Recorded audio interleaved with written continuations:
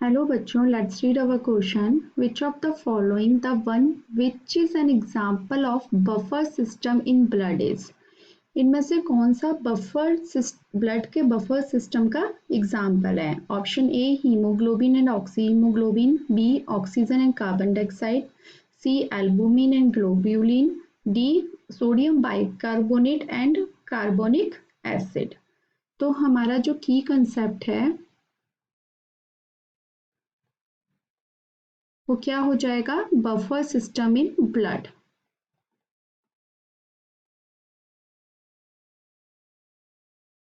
System in blood.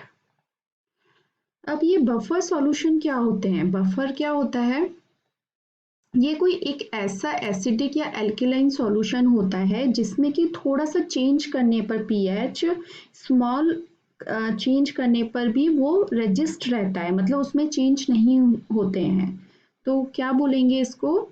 Solution of acid और alkaline which is resist change of pH upon the addition of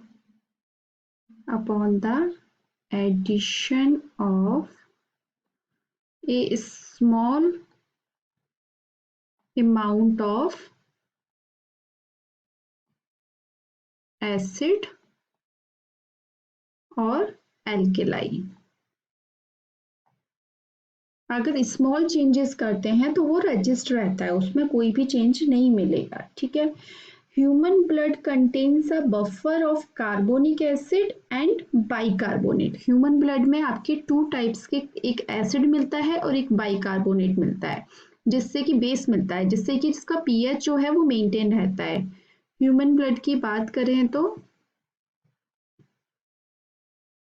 contain carbonic acid H2CO3 और क्या रहता है? Bicarbonate ion रहता है। ठीक है। जिससे कि क्या होता है, पीएच जो ब्लड की है वो मेंटेन रहती है बिटवीन कितनी? 7.35 टू 7.45। अगर थोड़ी सी भी ऊपर नीचे होती है तो वो बहुत ही सीवियर कंडीशन हो जाती है, सीरियस कंडीशन हो जाती है।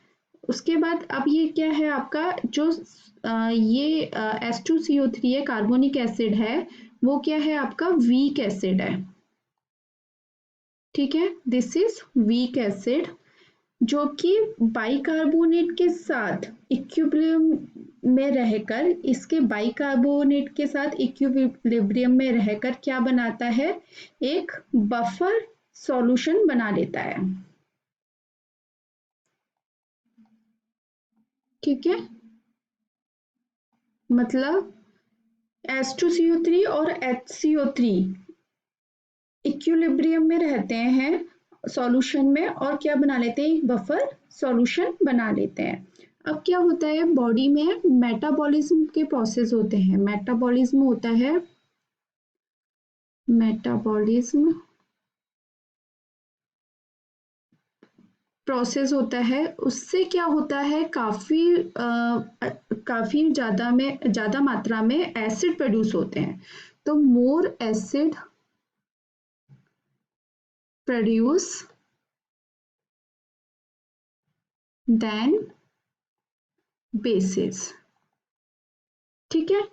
तो इसीलिए जो the blood with high base concentration is able to neutralise the metabolic acid. तो ब्लड में क्या होते हैं आपके? बाइकार्बोनेट आयन होते हैं। ठीक है, तो बाइकार्बोनेट आयन जो प्रेजेंट होते हैं उससे क्या करते हैं? ये जो एसिड होता है इसको न्यूट्रलाइज कर देते हैं। ठीक है, the blood with high base concentration is able to neutralize able to neutralize the metabolic acid, the metabolic acids। ठीक है, तो हम ये कह सकते हैं कि ये जो इसीलिए ये जो कार्बोनिक एसिड और जो बाइकार्बोनेट है आयन है वो एक तरह से बफर का काम करते हैं। ठीक है, जबकि while in blood bicarbonate ion serve to neutralise and are introduced into the blood through other metabolic processes.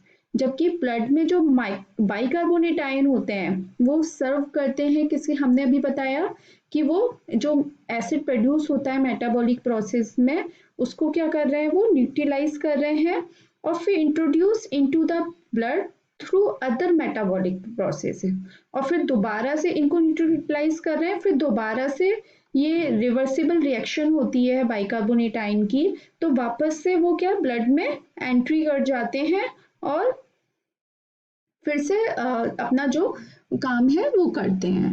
तो हम ये कह सकते हैं कि ये जो आपका आंसर है sodium bicarbonate and carbonic acid is the right answer. बाकी बात करें तो हीमोग्लोबिन एंड ऑक्सी हीमोग्लोबिन, नहीं ये नहीं होगा। ऑक्सीजन एंड कार्बन डाइऑक्साइड ये गैसेज हैं आपके, तो ये नहीं होगा।